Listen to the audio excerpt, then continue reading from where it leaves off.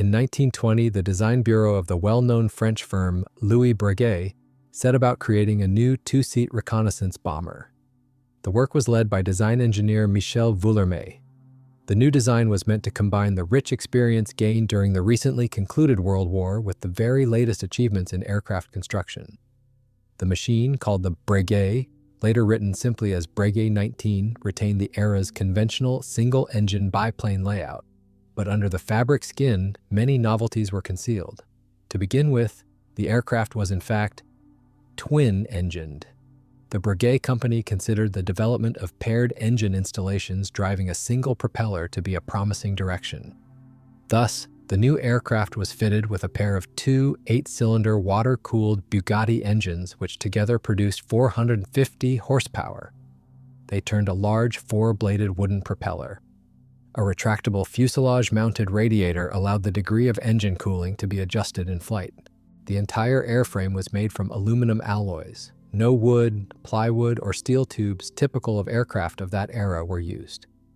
The fuselage was built around a truss of duralumin rectangular section tubes, braced internally for stiffness. Light alloy frames, formers, giving the fuselage a rounded cross-section were attached to this structure.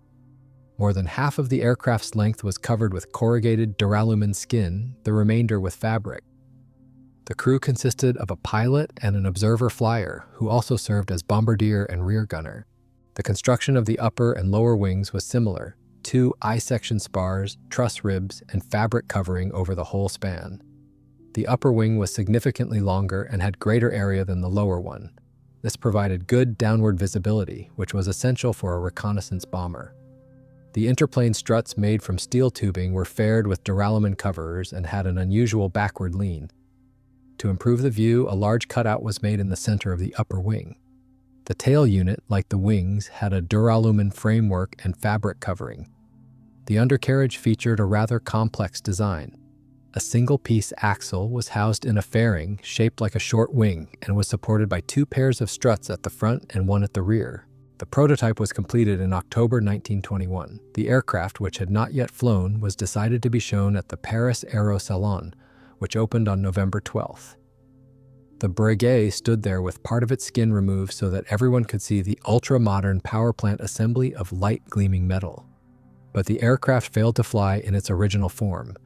The paired Bugatti motor did not pass bench tests. Vibration and overheating problems could not be solved.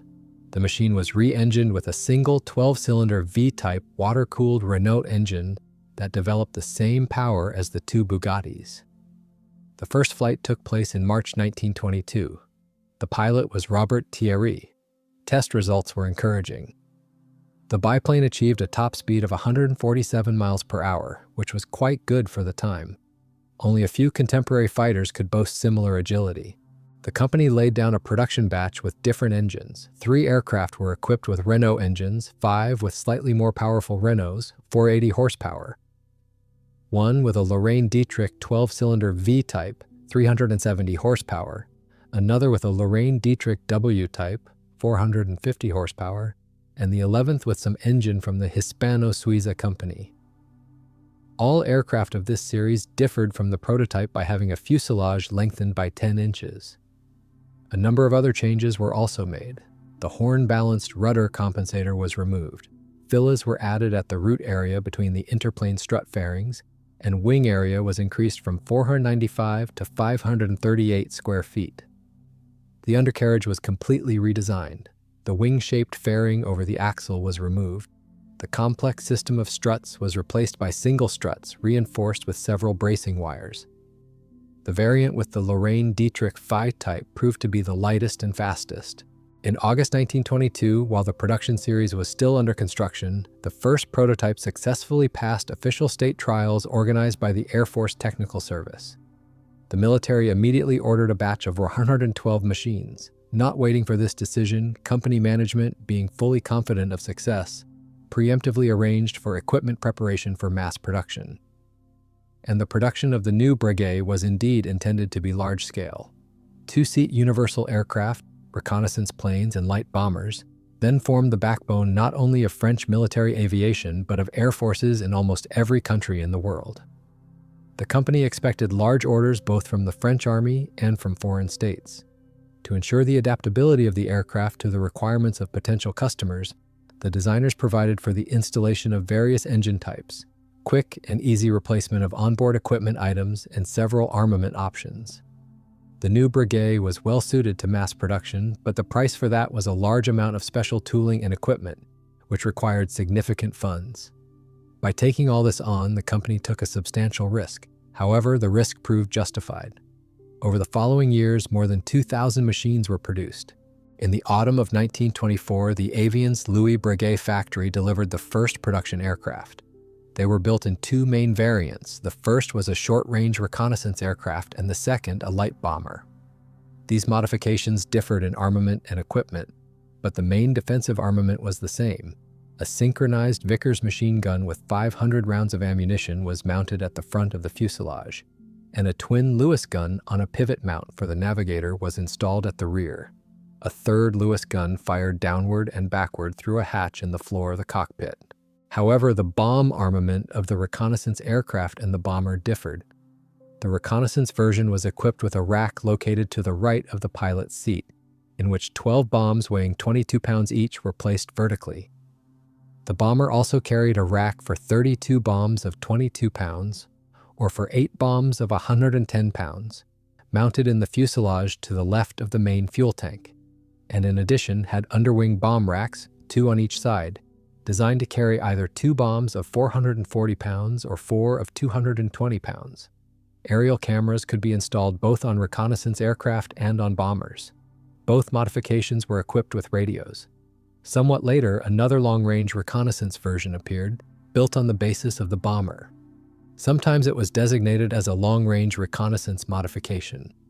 On it, the forward bomb rack was replaced by an additional tank of 105 gallons. While modernizing their biplane, the Breguet designers consistently created a number of new modifications. In addition to military ones, civilian machines were also developed. 2 of them, passenger versions, were built in small series. The next variant was a special export aircraft. From the very beginning, it was designed for licensed production in Yugoslavia. It differed by having wings with rounded tips, and the total wing area was slightly less than that of the standard aircraft. However, the span of the ailerons was slightly increased. 4 more struts were added under the center section of the upper wing. The aircraft was equipped with a powerful 650 horsepower Hispano-Suiza engine. Yugoslavia handed over 5 standard machines of its own production to the Breguet company, which were converted into the new variant. In August 1930, they returned to Yugoslavia. The aircraft successfully passed tests and in their characteristics significantly surpassed all previous variants. The new modification was also offered to other potential customers. For Romania, in that same August 1930, 5 aircraft were built, but no further orders came from this country. 50 machines were assembled in 1932 for the Turkish Air Force. Breguet aircraft were not distinguished by phenomenal speed or altitude performance, but on these reliable machines, a whole series of distance records was established. Of course, for this purpose, modified aircraft with an increased supply of fuel and oil were used, and later special record-breaking modifications were created. The first long-distance flight from Paris to Shanghai was carried out by 2 French pilots, Lieutenants Bessin and Peltier d'Oisy. They flew on the 3rd production aircraft with a Lorraine Dietrich engine. The armament was removed, and the space for the bomb racks was occupied by additional fuel tanks. The flight was successful, and on April 20, 1924, the crew arrived in Shanghai. At the end of that same year, an improved variant was prepared called the Grand Raid, or modification for long-range flights. A production aircraft was taken as the basis on which a new fuel system was installed. In front of the pilot's cockpit were tanks of 302 and 68 gallons. Under the floor, another tank of 108 gallons. And between the seats of the pilot and navigator was squeezed a container of 47 gallons of fuel. The total fuel supply was almost 7 times greater than that of the production machines. In February 1925, French military pilots Arachart and Lemaitre broke the world distance record on the Grand Raid, covering a route of 1966 miles from Étampes in France to Villa Cisneros in Spanish Sahara. A month later, Belgium created its own record-breaking modification of the Breguet. The workshops of the Belgian Air Force in Haren converted an aircraft into a three-seater. The third crew member was a flight engineer and equipped it with a Hispano-Suiza engine. The aircraft received its own name, Reine Elisabeth. On March 21, 1925, the crew consisting of Medaillets, Verhagen, and Coppens flew this machine to Leopoldville, now Kinshasa, in the Belgian Congo. In July of the same year, the Japanese joined the record race. 2 biplanes purchased by the Japanese newspaper Asahi made the flight from Tokyo to Paris. The pilots were Abe and Kawachi. At the beginning of 1926, 3 production aircraft were taken from the assembly shop to be converted into a new, even more long-range variant for major flights. The crew cabin was moved backward, freeing space for 2 large fuel tanks arranged one after the other, the front one of 290 gallons, the rear one of 264 gallons. Another 2 tanks of 108 gallons each were placed along the sides. The span of the upper wing was increased to 52 feet. The fuselage and wing received a number of local frame reinforcements. 1 aircraft was fitted with a Hispano-Suiza engine, the other 2 with Renaults. Almost simultaneously, a similar modification was applied to one of the first series Breguets, which was fitted with a Farman engine. On July 15, 1926, one of these aircraft, with a crew consisting of Captain Guerrier and Lieutenant Dordaly, landed in Omsk, setting a new world record for non-stop flight distance. The new achievement amounted to 2930 miles, but it did not last long. Already on August 31st, September 1st, the Breguet with the Farman engine flew 31 miles from Paris-Le Bourget airfield to Bandar Abbas in Persia. The aircraft was piloted by Lieutenant Chalet and Captain Weiser. A month and a half later, the chief test pilot of the Breguet company, Costes, and Captain Rignot broke this record as well, flying 53 miles. In June 1927, pilots Costes and Rignot attempted to improve their record, but the attempt ended in an emergency landing in Nizhny Tagil. The aircraft had to be sent back to France by rail. After that, the Breguet biplane was once again modified. It received a new 600 horsepower engine, and additional fuel tanks of 158 gallons were placed in the wings. The right side 108-gallon tank was removed, and in its place a compartment for mail was arranged. Since the new route partly ran over the sea, inflatable floats were installed in case of an emergency landing. On October 10, 1927, this aircraft set out on a round-the-world journey. The crew, consisting of civilian pilot Costes and military pilot de Vassoigne-Lebris, circumnavigated the globe except for the segment from San Francisco to Tokyo, where the machine was transported across the Pacific Ocean on the deck of a steamship. The Belgians also wanted to carry out a long, non-stop flight, but the government had no money. Then, through public subscription, a significant sum was collected and a modification with an even larger fuel supply was ordered from the Breguet company. The nose section of the fuselage behind the engine was turned into a huge fuel tank divided into 2 compartments, the front one of 789 gallons and the rear one of 197 gallons. The wing area was slightly increased, mainly due to rounded wingtips. The struts, placed one behind the other, were enclosed in a long fairing. The tail unit was enlarged and the wheels were covered with teardrop-shaped fairings. Another fuel tank of 103 gallons was installed in the upper wing. The aircraft, filled with fuel to the brim, was nicknamed Bidon, and only later did this modification receive its official designation. On November 11, 1927, pilots Mida and Verhagen took off from near Brussels on this aircraft, aiming to reach Leopoldville in Africa. But, unfortunately, before leaving French territory, the plane crashed. Both crew members were injured. 4 more Bidons were built for French aviators. One of them was identical to the Belgian aircraft. On it, Guerrier and Weiss set a world record for speed over a long route in May 1929, 116.9 miles per hour over a distance of 3,106 miles. Another with a less powerful 550 horsepower engine and crewed by pilots Aricart and Rini flew to Mukden in China on August 22nd of the same year. The aircraft never returned. It was sold to the Chinese. 2 more Bidons were built in Spain at the Casa factory. One of them, in March 1929, took off from Seville, crossed the South Atlantic, and successfully landed in Brazil. The pinnacle of the evolution of Breguet record aircraft was the Super Bidon modification. Its total fuel capacity reached 1366 gallons. The fuselage had to be lengthened by more than 3 feet to fit a 980-gallon fuel tank. 2 additional sections were built into the upper wing, and the span of the lower one was also increased. The structure and layout of the interplane struts were completely redesigned. Their number was doubled, and the gap between the wings grew.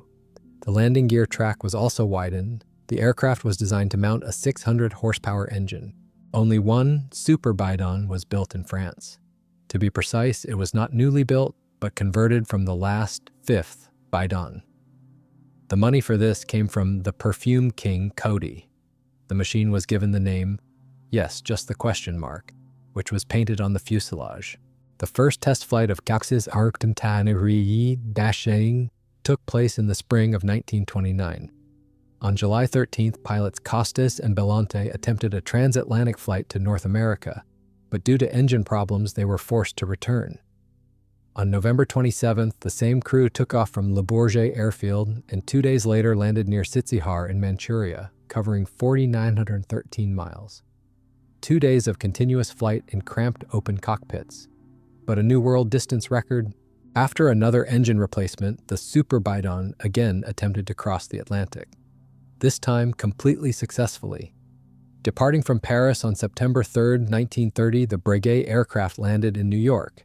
Another Super Bidon, not entirely identical to the first, was built in Spain at the Casa factory in 1933. The crew cabins were made enclosed, a fairing was installed behind the rear cockpit, and additional keel plates were added to improve stability in flight. This aircraft, named Cuatro Vientos, set out in June of the same year from Seville to the Mexican capital. It managed to cross the Atlantic and reach Camagüey in Cuba, but on the final leg of the journey, the aircraft vanished without a trace along with its crew. Cuatro Vientos never reached Mexico City. With that, the record-breaking epic of the Breguet biplanes came to an end. From late autumn 1924, Breguet aircraft began to enter combat units of the French military aviation. In December, reconnaissance squadrons of 4 aviation regiments received them. In June 1926, a regiment of day bombers switched to the new Breguet, and a little later, another one. By the end of the 1920s, these aircraft had become the most numerous machines in the French metropolis. Later, Breguet aircraft began to be sent to the colonies, Lebanon, Algeria, Morocco. The Breguets served as short-range reconnaissance planes, artillery spotters, light bombers, and also as heavy 2-seat fighters, both day and night. Fighter squadron aircraft had no special equipment. Opinions differ regarding their gun armament. According to one view, night fighters differed from reconnaissance planes only in their mode of use. According to another, special modifications were carried out, installing a second synchronized machine gun. The French Breguets never had the chance to fight. The first to be retired were the day escort fighters. From April 1929, Breguet aircraft in these squadrons began to be replaced by newer machines. The light bombers served much longer. Only in April 1931 did the 9th Bomber Squadron receive its first 10 new Amiot 122 aircraft. In the early 1930s, some of the old Breguet 19s were modernized. Lorraine Dietrich engines were replaced with more powerful Farman engines. In July 1932, combat units in France had 456 Breguet 19s in service, another 34 in Africa, and 212 in auxiliary and training units. A large number of reserve machines were stored in depots. In 1932, all squadrons of the 11th Regiment switched to new equipment. In February of the same year, the 12th Regiment received twin-engine Loire-Olivier bombers. Around the same time, more modern short-range reconnaissance aircraft, Breguet 27 and Potez 39, began arriving from the factories. On December 15, 1932, the 32nd, 33rd, and 34th Squadrons, by this time the French Air Force had already switched to a new structure. Each had 37 Breguet 19 aircraft. 19 were in one of the groups of the 38th Squadron and another 34 in the 51st Squadron. The last units to be re-equipped were the night fighter squadrons. Incidentally, they were also the last to be formed. In fact, no new formations were created at all. In 1931, a number of day light bomber squadrons were simply renamed as night fighter units.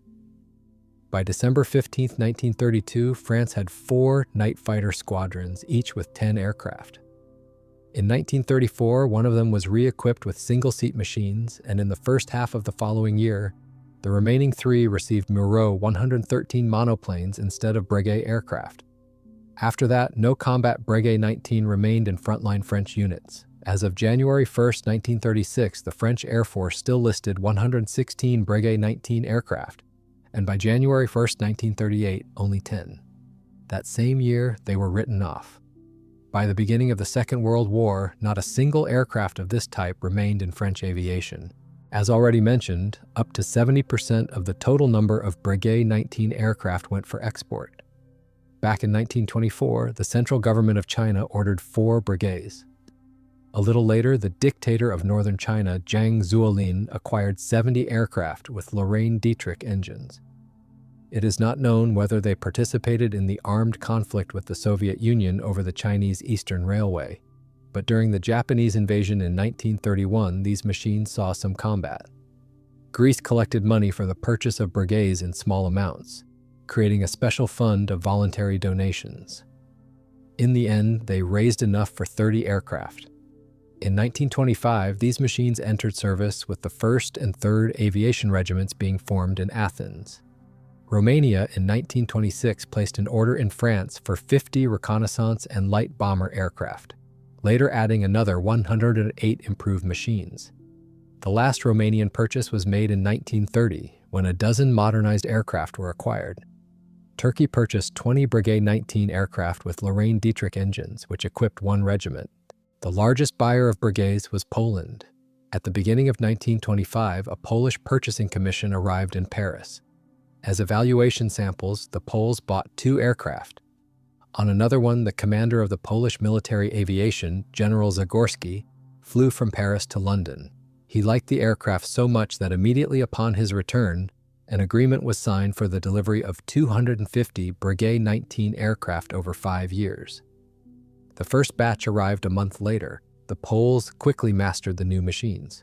Already in September 1925, Colonel Rayski's crew flew 4,660 miles on a route around the Mediterranean Sea, and in August-September, Captain Orlinsky made a flight Warsaw-Tokyo via Moscow, Krasnoyarsk, and Chita. In Japan, the Polish pilots were awarded Orders of the Rising Sun. On the return trip from the Japanese capital, the aircraft got caught in a storm. A large piece of fabric was torn off from one wing.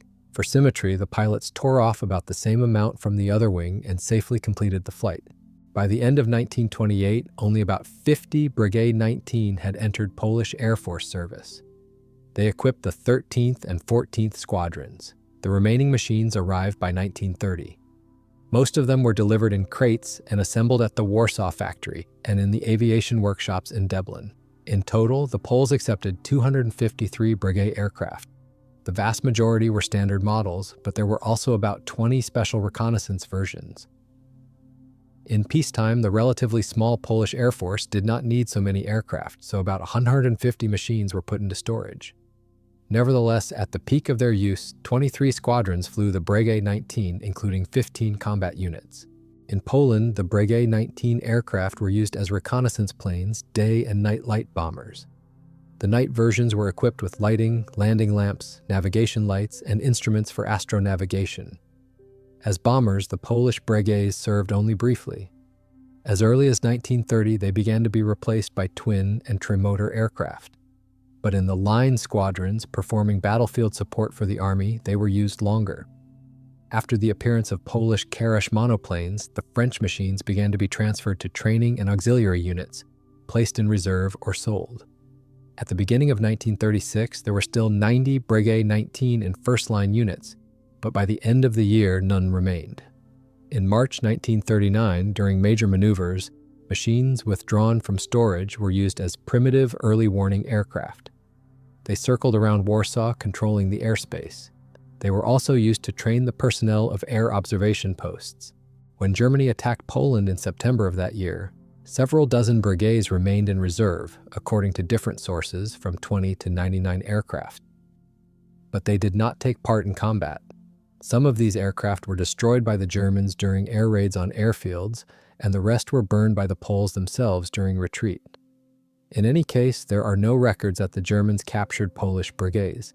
They are also not mentioned among the trophies of the Red Army, although it is possible they were simply included among the many obsolete types that were considered insignificant. In Latin America, buyers of these aircraft included Argentina, Brazil, Venezuela, Bolivia, and Uruguay. Bolivian aircraft were actively used in the early stage of the so-called Chaco War with Paraguay.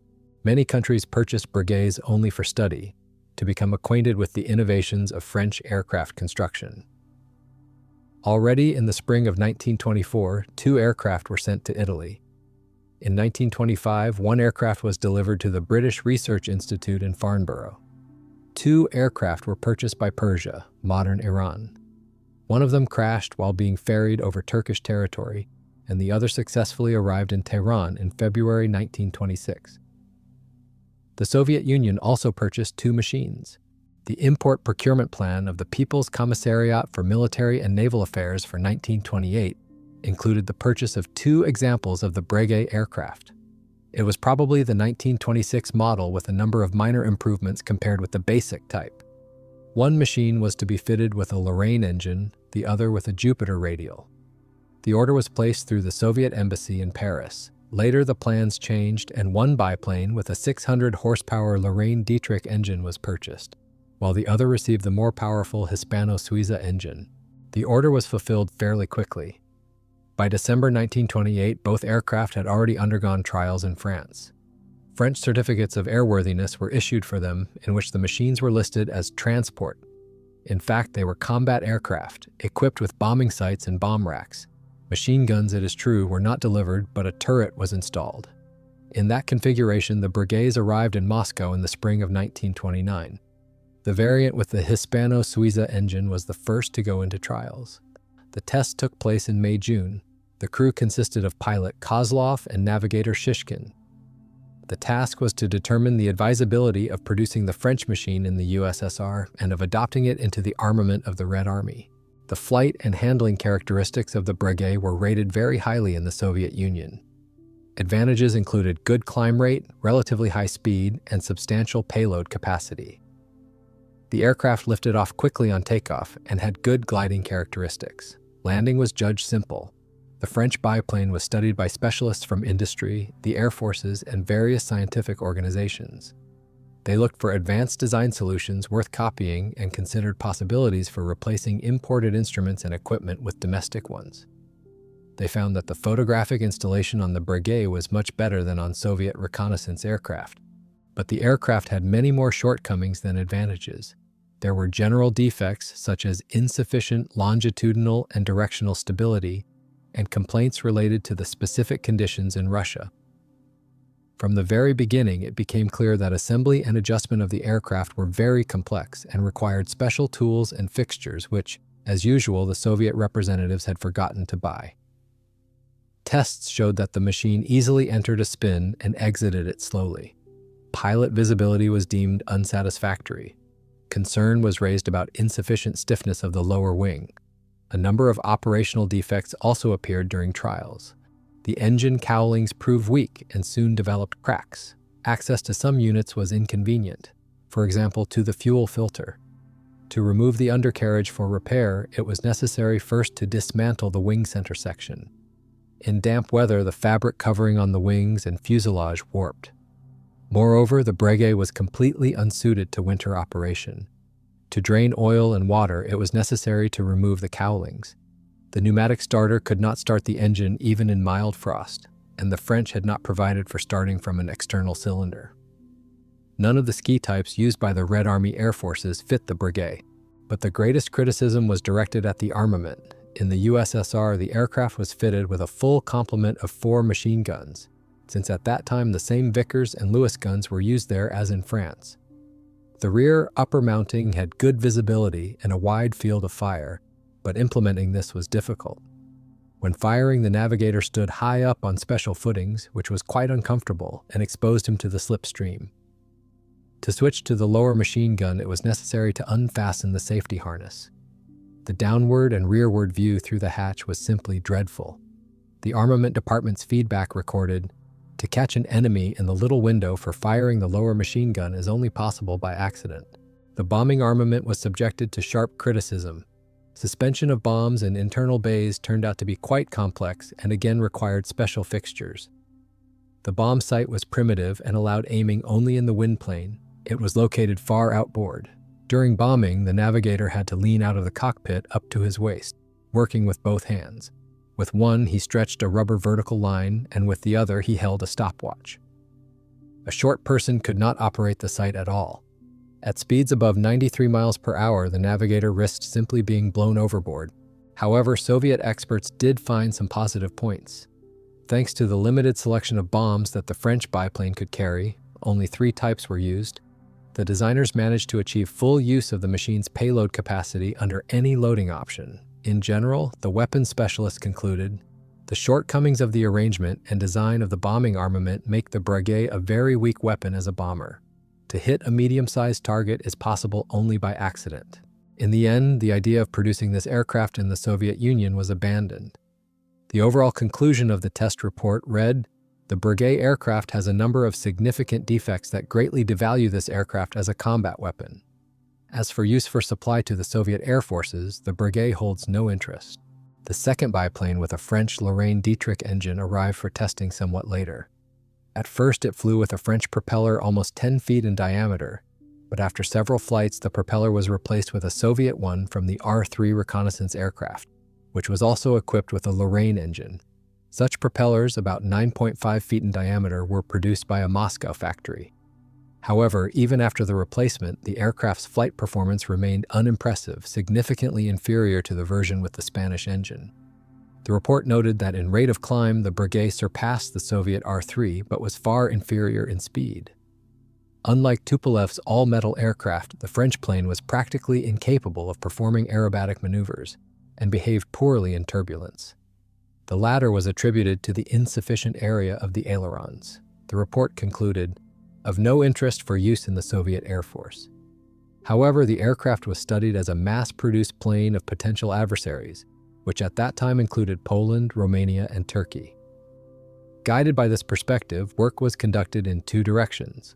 On the one hand, comparative tests were organized with Soviet reconnaissance aircraft, the serial R-3 and the experimental R-5. The latter, incidentally, surpassed the French aircraft in all respects. On the other hand, efforts were made to familiarize Soviet Air Force personnel with the strengths and weaknesses of the Breguet. In September 1929, the Breguet, with a crew from the Research Institute, pilot Tikhomirov, took part in maneuvers near Bobruisk, simulating an enemy aircraft. For 12 days, the plane carried out reconnaissance flights, simulated bombing runs, and monitored troop movements, delivering information to mediators. The Breguet was covered by another foreign aircraft from the Institute's collection, a French Spad fighter. On September 15th, the reconnaissance plane took part in a training battle. On its mission, it was intercepted by a group of 4 fighters, 3 Soviet I-2s, and 1 Italian Fiat. The battle took place at altitudes between 5,000 and 10,000 feet. During and after the maneuvers, the aircraft was demonstrated to various military units. In the autumn of 1929 alone, the Breguet visited 12 squadrons. Later, one machine was briefly operated by the headquarters of the 15th Aviation Brigade in Bryansk. By the end of 1931, both aircraft were still assigned to the Research Institute, and at the beginning of the following year, they were transferred to the Zhukovsky Air Force Academy. One Breguet was written off in 1932, the other in 1933. In the Soviet Union, the idea of producing the Breguet was quickly abandoned. But some other countries made the opposite decision, adopting production of the French biplane. Belgium was the first. Serial production of the Breguet there was organized by the Breguet Company, which had a factory in Horen. The first batch was begun in 1926, and production ended in 1930 with the 146th aircraft.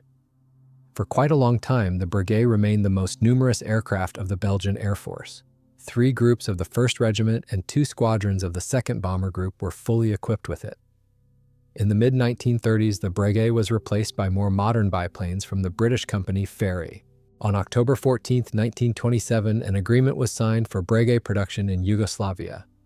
The French undertook to reorganize a small plant in the town of Kraljevo, supply it with the necessary equipment, and train personnel. At first, the enterprise simply assembled 85 biplanes delivered in disassembled form, then mastered assembly from separate units and aggregates, 25 aircraft were imported this way. Imported planes were initially equipped with French Lorraine engines and later with Spanish engines of 500 or 600 horsepower. Some of the machines with 600 horsepower engines were produced in a 3-seat version. Only in 1929 were the first 15 Breguets built at Kraljevo from locally manufactured components. That same year, a contract was signed for the construction of 75 aircraft, the first batch entirely produced in Yugoslavia. These machines were accepted by military pilots starting in June 1930, and the last batches were delivered the following year.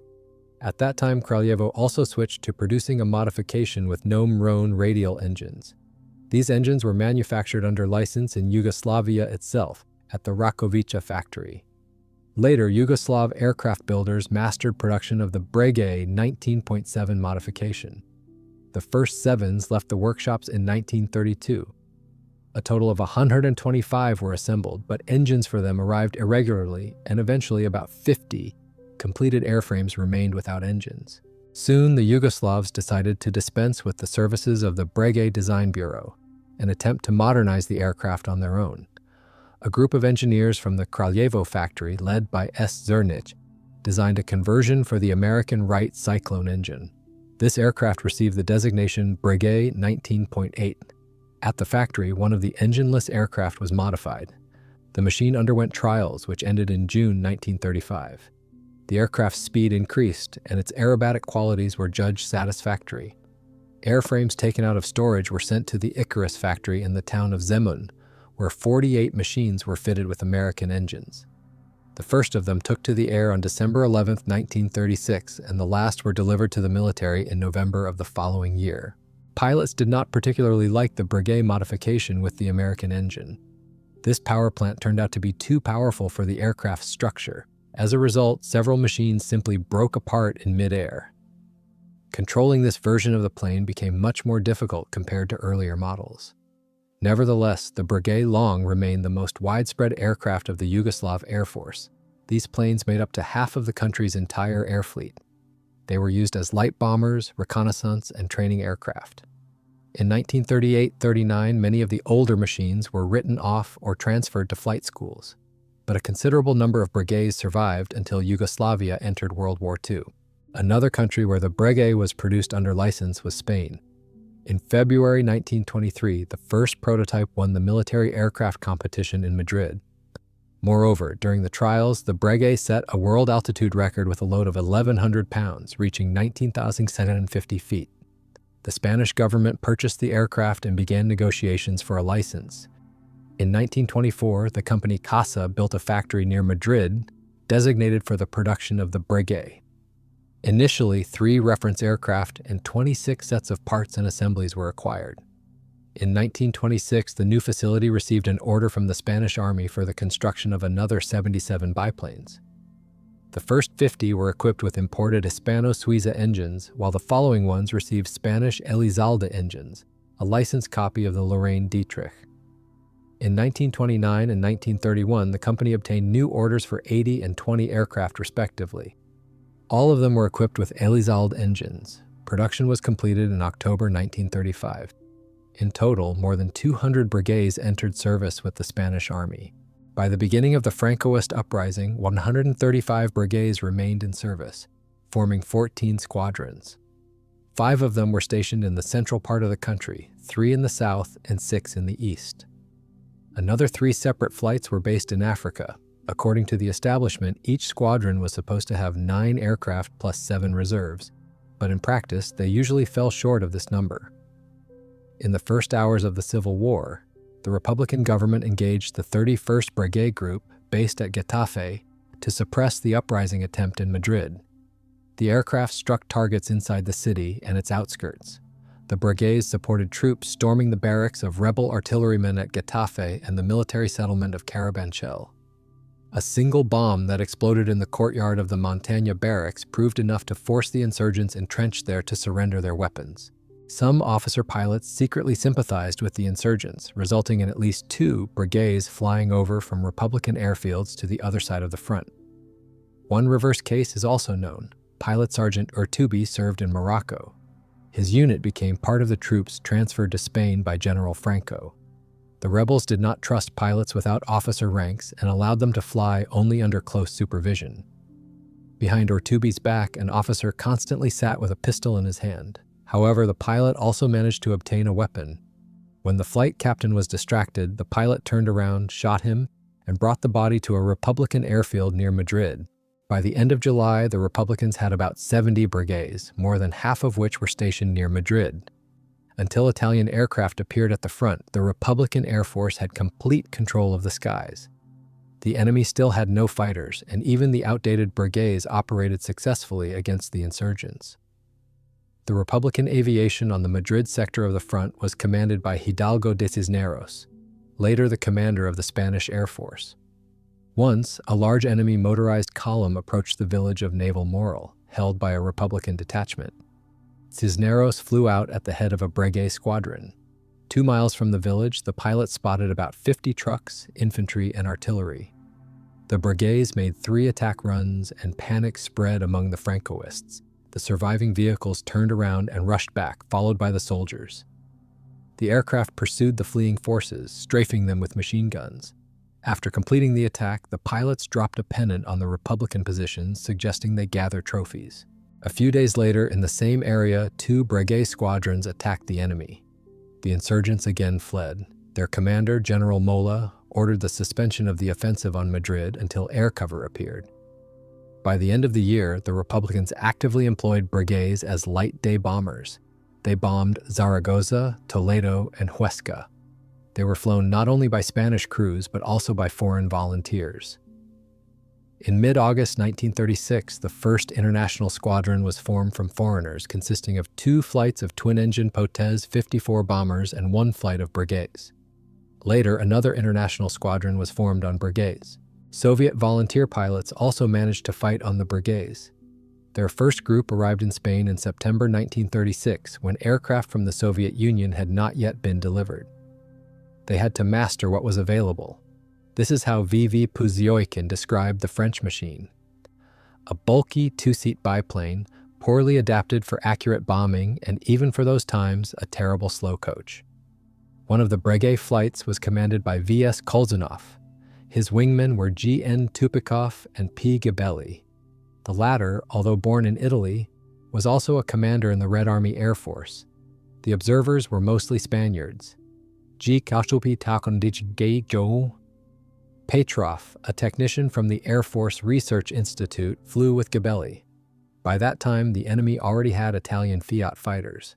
The Republicans, however, lacked fighters, so they often flew without cover, hiding in the folds of the mountainous terrain. The Spanish squadron Red Wings, based in Sarajevo, also operated successfully on Breguet 19 aircraft. At the end of August 1936, it located and destroyed 2 trains carrying insurgents. But as enemy aviation grew stronger, it became increasingly difficult to fight on the Breguets. Gunner El Morquillas, later a well-known Republican pilot, was shot down 3 times in a short period. In October 1936, of the 5 biplanes that raided Pegarinos, only 1 returned. After the arrival of Soviet fighters, they began to be used to escort Breguets, but this was not easy given the large difference in speed. Soviet mechanics reinforced the armament of some Breguets by adding another fixed machine gun. Such aircraft were employed north of Toledo. With the arrival of modern aviation equipment from the USSR, the outdated biplanes began to be reassigned to secondary sections of the front, and by the end of the year, their role was reduced to training and liaison duties. They were used the longest in the Basque Country, where the Republican Air Force was 4 times weaker than the enemy's, and every aircraft, even the oldest, was of value. In total, during the Civil War, the Republicans lost 28 Breguet 19s, including 2 that defected to the enemy. At the start of the war, the insurgents had about 30 Breguets on the Central Front and another 25 under General Capo de Llano, who operated in the south of the country. In the summer of 1936, these aircraft were their main combat machines, while the rest of the aviation fleet consisted of hastily armed civilian and training aircraft. At the beginning of August, Breguets with hastily painted black circles covered the crossing of insurgent troops from Morocco to southern Spain. Afterwards, they supported their advance into the central part of the country, attacking Republican positions with light bombs and machine gun fire. Almost all the aircraft in the hands of the Francoists were grouped into Air Squadron A, later divided into 5 separate groups. One of these groups significantly contributed to the disruption of the Basque offensive near Villarreal. A convoy of trucks delivering reinforcements to the Republicans was bombed and destroyed. Through Portugal's mediation, the insurgents purchased 20 brigades in Poland. In March-April 1937, they took part in battles near Bilbao and in the offensive on Malaga. But by May, they had been replaced at the front by more modern German and Italian aircraft. As with the Republicans, the Breguets were reclassified from bombers to training and liaison machines. Only one group retained the outdated aircraft until the end of the Civil War, but it was stationed far from the front, in Morocco, where it patrolled along the coast and the border with Algeria. The Francoists' combat losses in the Civil War amounted to 10 aircraft. The Breguet 19s not only took part in the Second World War, but some continued to fight even after its conclusion. The Polish aircraft served merely as targets for German Air Force pilots, but in Yugoslavia and Greece, a considerable number of these veterans remained in combat service. When Fascist Italy attacked Greece on October 28, 1940, the Greek Air Force had 21 brigades, including 18 operational ones. They armed 2 squadrons. These aircraft were used as light bombers and attack planes against Italian troops attempting to advance through the Pindus Mountains. They flew by day without escort. To escape Italian fighters, they hid in narrow, deep gorges, relying on their low speed and small turning radius. The brigades made a significant contribution to the defeat of the Julia Alpine Division, which the Greeks first halted in the mountain passes and then pushed far back. There are no records of these aircraft being used in April 1941 against the Germans. Possibly by that time they were worn out or replaced by newer aircraft. In Yugoslavia between 1938 and 1940, about 150 brigades, mostly early modifications, were written off or transferred to flight schools. Nevertheless, in April 1941, when German, Hungarian, and Bulgarian troops invaded the country, 8 squadrons were still flying these machines. Most of the fleet consisted of later modifications, but some early variants were also present. In the very first raids on Yugoslav airfields, about 30 brigades were destroyed. The aircraft that managed to take off began striking the advancing enemy troops. They bombed and strafed roads, bridges, and railway stations. The 4th Air Group on April 7th attacked a bridge across the Drava by day, and the 5th bombed a German column near Vitolje. Despite the low combat value of the obsolete brigades, they succeeded in destroying the strategically important bridge over the Vardar River, which helped delay the German advance for a time. For this operation, all combat-ready machines of the 5th Reconnaissance Group were put into the air. Flying by day and without cover, the slow biplanes often fell victim to German Air Force fighters. Nevertheless, quite a few brigades survived the invasion. Croatian separatists, the Ustaše, who supported the Germans, began forming their own armed forces under German control, including an air force. Aircraft were gathered at airfields in Croatia and, with the occupiers' permission, also transported from Serbia. The old brigades were of no use to either the Germans or the Italians. As a result, the Croats received about 55 machines in various conditions.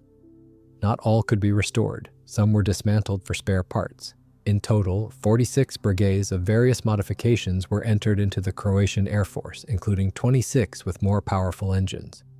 These aircraft were assigned to the 6th Squadron of the 2nd Ustaše Air Group in Sarajevo. They were frequently used in operations against Serbian partisans in the mountainous areas. At the beginning of 1942, when German troops were conducting a cleansing of the outskirts of Sarajevo, they were supported from the air by 11 Croatian aircraft, including 6 brigades. On May 23, 1942, the crews of 2 old Croatian biplanes received orders to bomb a partisan camp. These were a Breguet 19 and the equally obsolete Potez 25. But the pilots unexpectedly landed near the camp and declared that they wanted to join the People's Liberation Army. These aircraft became the first in the newly created Yugoslav Air Force. The Croats immediately attempted to bomb these machines, but destroyed only decoys that the partisans had set up for deception. On June 4th, a brigade carried out the first combat mission in the history of the People's Liberation Army of Yugoslavia's Air Force. The aircraft dropped the bombs that had originally been intended for the partisans on its former airfield in Banja Luka. Then the pilots flew over the city, scattering leaflets. But there they fell into an ambush by anti-aircraft gunners. The damaged aircraft was forced to make an emergency landing. The pilot shot himself while the observer was captured and executed. In February 1943, Croatian Aviation took part in a large operation called Vice II. The German command, with the help of the Croats, tried to drive the partisans out of certain regions of Bosnia. This time, Breguet 19 aircraft dropped supplies to Ustaše detachments cut off from the main forces, who were surrounded by fighters of the People's Liberation Army. During these operations, the partisans shot down one biplane. By autumn, the number of combat-ready Croatian brigades had decreased to 12 aircraft. In October 1943, another crew deserted from the Ustaše. The aircraft crossed the Adriatic Sea and landed at an Allied airbase in Italy. The last two Breguet 19s remaining with the Croats became trophies of the partisans in April 1945. They were found at a newly liberated airfield in Sarajevo. The machines were thoroughly inspected and checked. It turned out that they were still capable of taking to the air, and they began to be used in the same way as before, with the only difference being that now the remnants of Ustaše detachments were hiding in the mountains.